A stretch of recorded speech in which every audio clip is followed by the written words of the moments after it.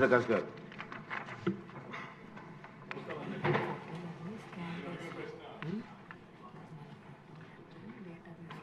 అధ్యక్ష, మీరు అడిగిన ప్రశ్న పుత్తూరు మున్సిపల్ చైర్మన్ పై విచారణకు సంబంధించిన అధ్యక్ష.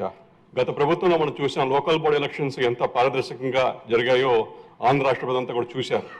అలాగే పుత్తూరు మున్సిపల్ ఎన్నికల్లో కూడా తప్పుడు క్యాస్ట్ సర్టిఫికేట్స్తో సృష్టించి దళితులకి తీవ్ర అన్యాయం చేయించింది కాకుండా అధికార దుర్వినియోగం అలాగే చట్ట రాజ్యాంగ ఉల్లంఘన కూడా చేసిన చరిత్ర మనం చూసాం పుత్తూరు మున్సిపాలిటీలో.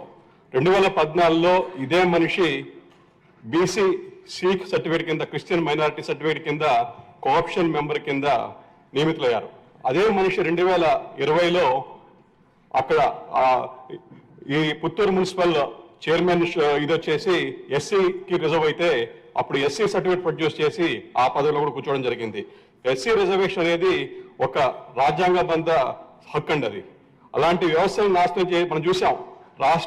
5 years లాస్ట్ గవర్నమెంట్ ప్రతి దాంట్లో కూడా మొత్తం వ్యవస్థను విచ్ఛిన్నం చేయడం మనం చూసాం.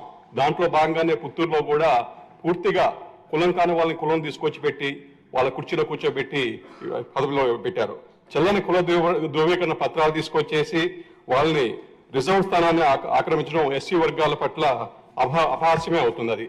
అదే ఇది పరిపాలనా వైఫల్యమా లేకపోతే రాజకీయ ప్రోత్సాహంతో జరిగిందనేది కూడా తేల్చాల్సిన అవసరం ఉంది అధ్యక్ష.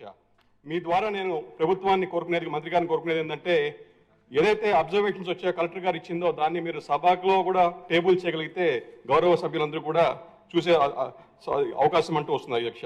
అలాగే అడ్మినిస్ట్రేటివ్ శాంక్షన్ అయితే మీరు యాక్షన్ తీసుకున్నారు, కానీ ఏదన్నా కూడా క్రిమినల్ యాక్షన్ తీసుకునే ఉద్దేశం గవర్నమెంట్కి ఉందని కూడా అడుగుతున్నాను అధ్యక్ష. థ్యాంక్ యూ అండి.